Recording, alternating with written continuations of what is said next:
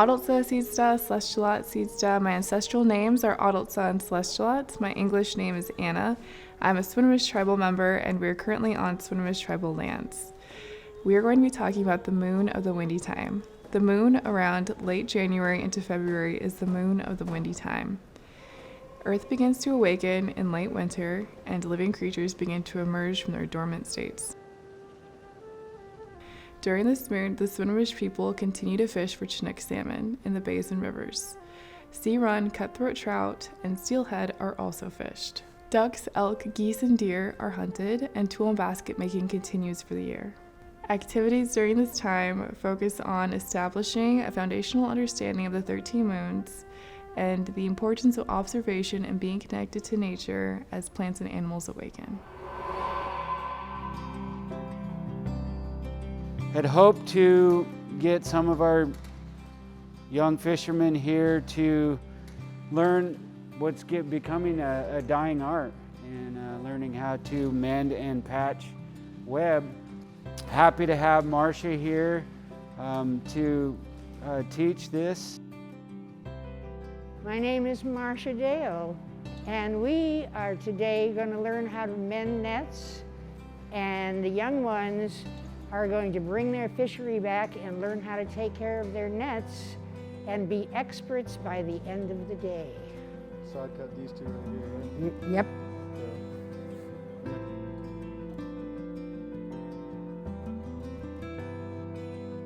See, a lot of times when we run into those situations, guys will just be like, well, I don't know how to patch it.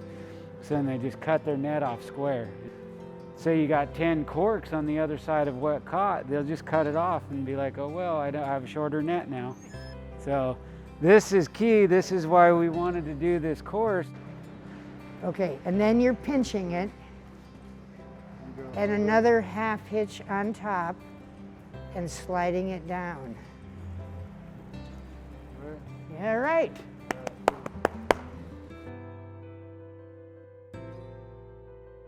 A lot of it is figuring out what to do, how to hold your fingers and how to hold everything. And when you first do it, it's like you have about 20 fingers that are always in the way.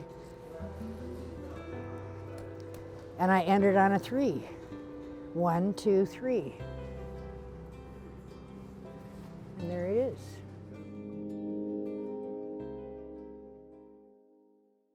My name is Maggie Finkbonner. My maiden name is Mackenzie, but I'm from the Sampson side of the family from Swinomish. My grandmother was Teresa McLeod Sampson.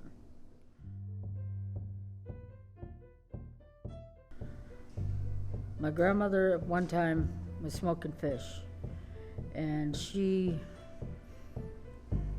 went out to the smoker one day and all her fish were gone. That it was ready to be taken in, to be gathered, to be put away for the winter. When she went out there and all her fish were gone, she only had one little piece of fish. She went back out to the woods and she was shaking her fist and with the fish in her hand saying, "Why did you take all my fish? Why didn't you leave me something?"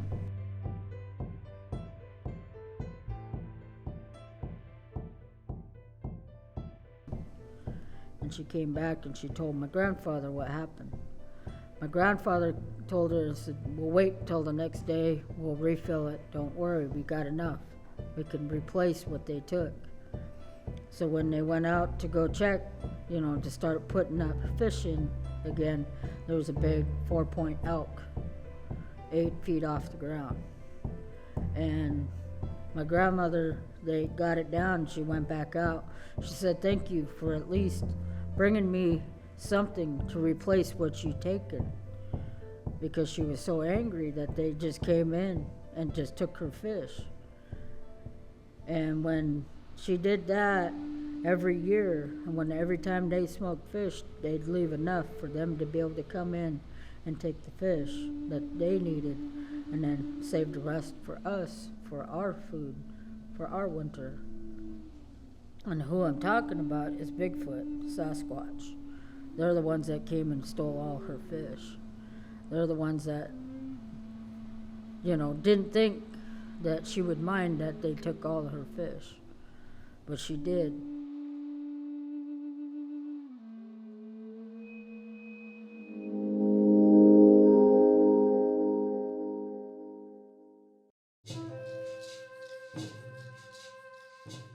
The long, straight, and fully mature leaves of cattail are used as weaving material for mats, baskets, and cordage. People around the world have been using cattail for centuries. Cattail mats are commonly used as screens, fans, room dividers, seats, sleeping mats, insulating wall covers in winter longhouses, and to cover cooking pits and bent wood boxes. They could also be used to make quick containers and gathering baskets. Cattail mats are also used as temporary walls for shelters in the summertime. The waterproof cattail leaves swell when wet, providing a tighter protective wall, and shrink a little when dry, allowing a gentle breeze in on hot days. Though not very durable, cattail mats are easy to make. A needle made from ironwood is used to push through the leaves to sew them together, but it takes a lot of force.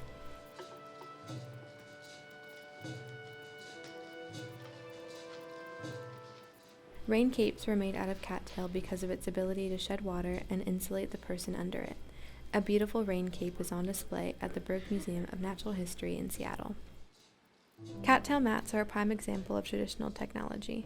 The fluffy winter seed heads can be used for diapers, padding, insulation, and pillows, and can extend wool. The seeds can also be used as a thickening agent. Cattail stalk can be lit and used as a torch and as a fire starter.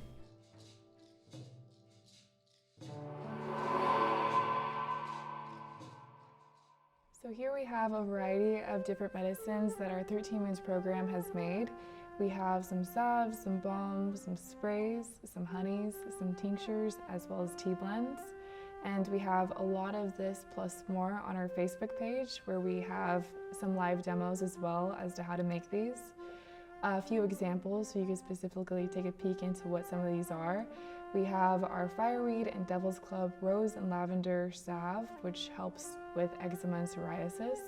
This is one of our newer blends that we've made, and we've had really good feedback from community members as they've used it for their skin. And we also have one of our more popular honeys, which is our Grandelia honey, and this helps aid cough relief as well as building immunity.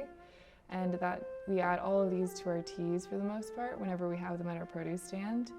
And this is one of our more popular tinctures. It's our alder tincture, and this works as a digestive aid as well as helping build immunity. We also have our elderberry tincture, which helps aid cough and flu if you have either of those. And some of our tea blends that we have our laughing bark tea, also known as good mood tea by some of community members. And this has madrona bark, berries, and lavender. It's very soothing and just helps you relax at the end of a really long day.